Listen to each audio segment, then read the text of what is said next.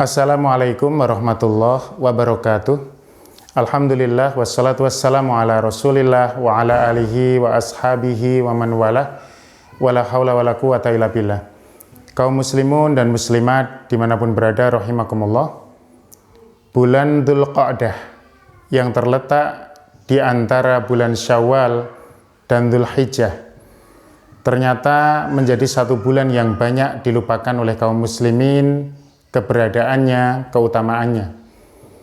Padahal kalau kita merujuk kepada apa yang difirmankan oleh Allah Subhanahu wa taala di dalam Quran surah At-Taubah ayat 36. Inna iddatasy syuhuri indallahi 12 syahran fi kitabillah yauma khalaqas samawati wal ard minha arba'atun hurum.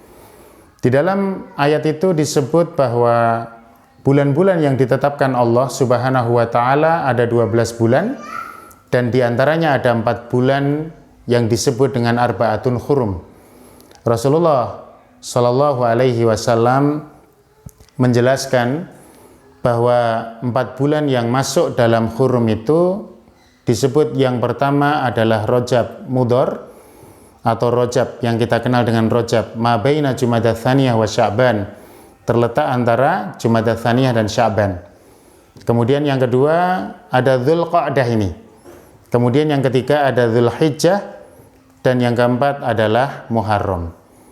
Maka sebetulnya kalau kita kembali kepada keutamaan daripada bulan-bulan haram, di dalamnya adalah bulan Dzulhijjah, bulan Muharram, bulan Rajab, dan bulan Dzulqa'dah. Dzulqa'dah ini masuk dalam kategori bulan-bulan haram itu. Kaum muslimun dan muslimat yang dimuliakan Allah Subhanahu wa taala, maka menjadi satu kewajiban bagi kita setelah kita melaksanakan ibadah Ramadan, kemudian kita masuk ke bulan Syawal, dan kemudian kita masuk ke bulan Dzulqa'dah, atau kemudian nanti kita masuk ke bulan Dzulhijjah, untuk terus mencari keutamaan di dalam bulan-bulan itu agar kita senantiasa mendapatkan fadilah daripada ketetapan bulan yang sudah Allah ciptakan nama-nama bulan itu.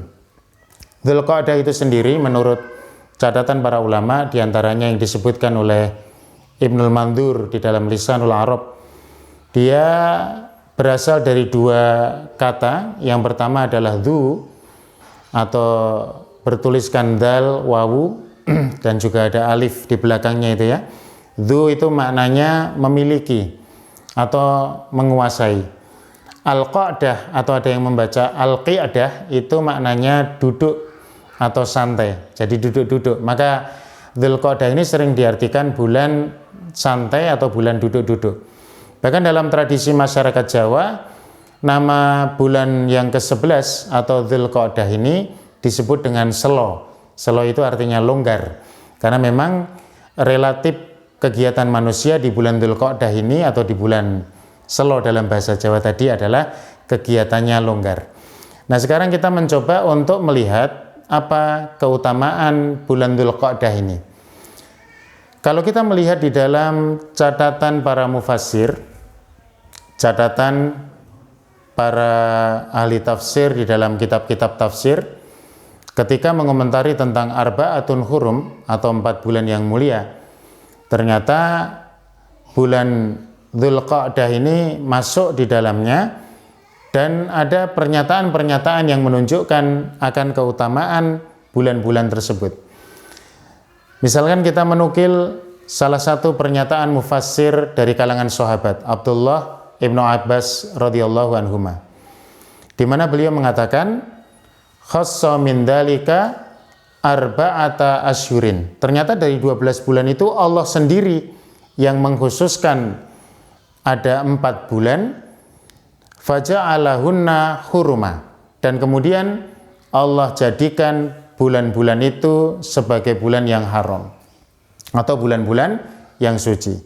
Sehingga beliau dalam lanjutan pernyataan itu mengatakan bahwa amal-amal baik itu dilipat gandakan pahalanya, dan dosa-dosa yang dilakukan juga dilipat gandakan.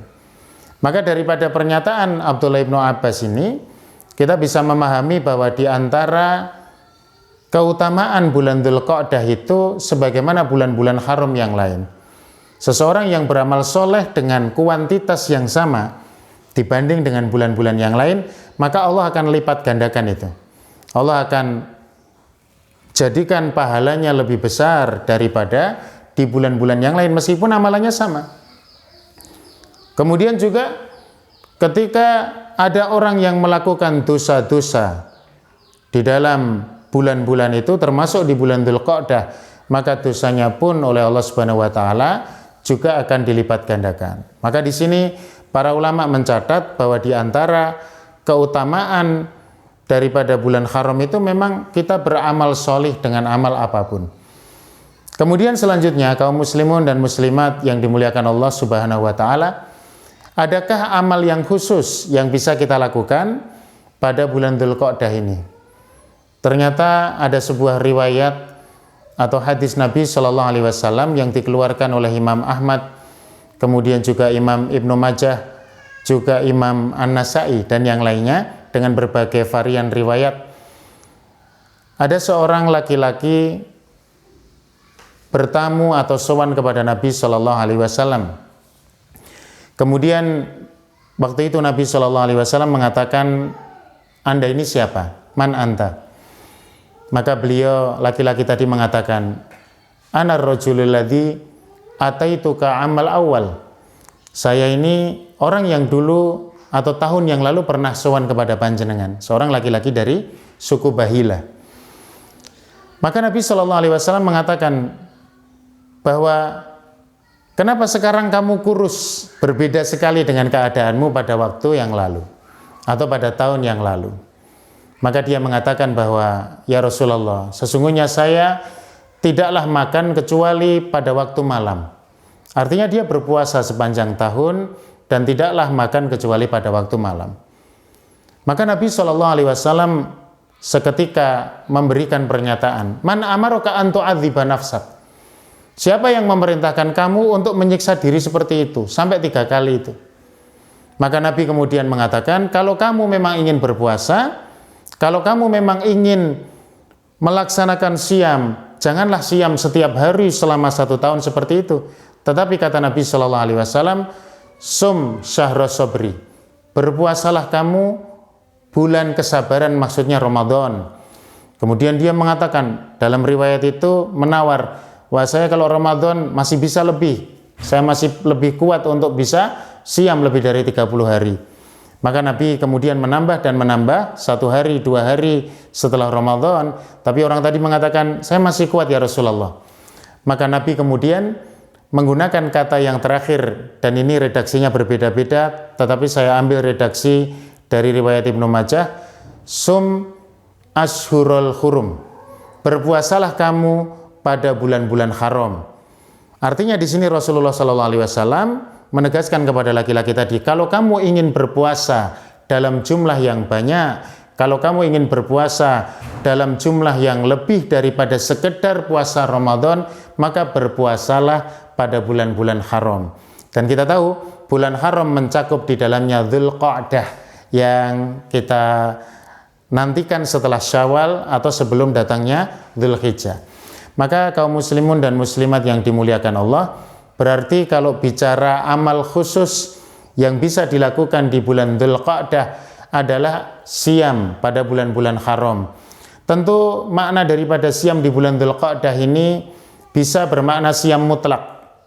Siam mutlak yang dimaksud bukanlah siam Senin Kamis atau siam Ayyamul Bid atau siam Daud, tetapi di luar itu. Tapi juga bisa bermakna memperbanyak siam-siam yang sudah ada perintah seperti Senin Kamis, Ayyamul Bid 3 hari tengah bulan, atau puasa Daud yang lain-lainnya juga.